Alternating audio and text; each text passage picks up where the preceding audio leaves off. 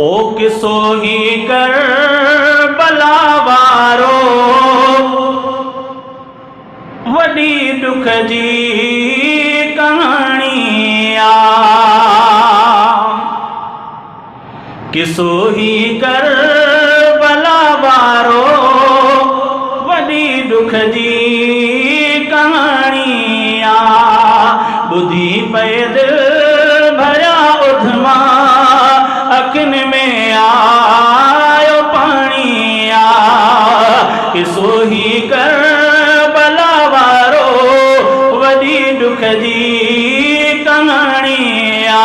ओ लिखिया खत कूफियुन इस्लाम जो आईन सेखारो अवां जी इत्तिबा घुर्जे शरीयत दीन सेखारो।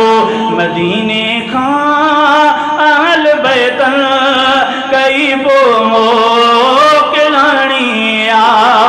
बुधी पे दिल भरिया उधमा अखिन में आयो पानी आ।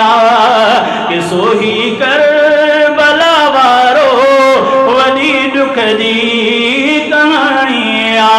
ओ शिमिर ते लानतूं जो जय मुबारक सिर पुठा आहिनि रुनो ॼण आसमां आवे फरिश्ता ॼण ना आहिनि।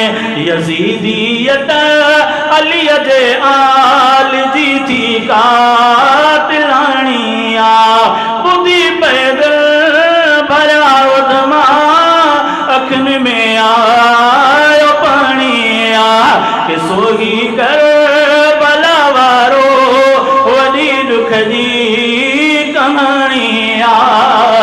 ओ थिया बंद कैद वादीअ में रहिया उन बुख ते फाकन में गुज़ारा ॾिहारा जने रुगो दर्दन में चाकन में वया थी सुरखुरू सिर ॾेई शहादत खूब माणी आ।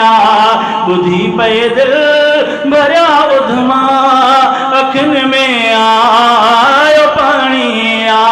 किसो ही कर बलावारो वडी दुख जी कहानी आ। ओ मिटीअ ते रत किरियो हूंदो फरिश्तनि गुल रखिया हूंदा। लटा जन्नत मां आणे पाक जिस्मनि खे ढकिया हूंदा।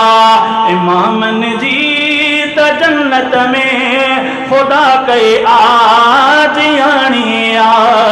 बुधी पे दिल भरिया उधमा अखिन में आयो पानी आ। किसो ही कर बलावारो वडी दुख जी कहानी आ।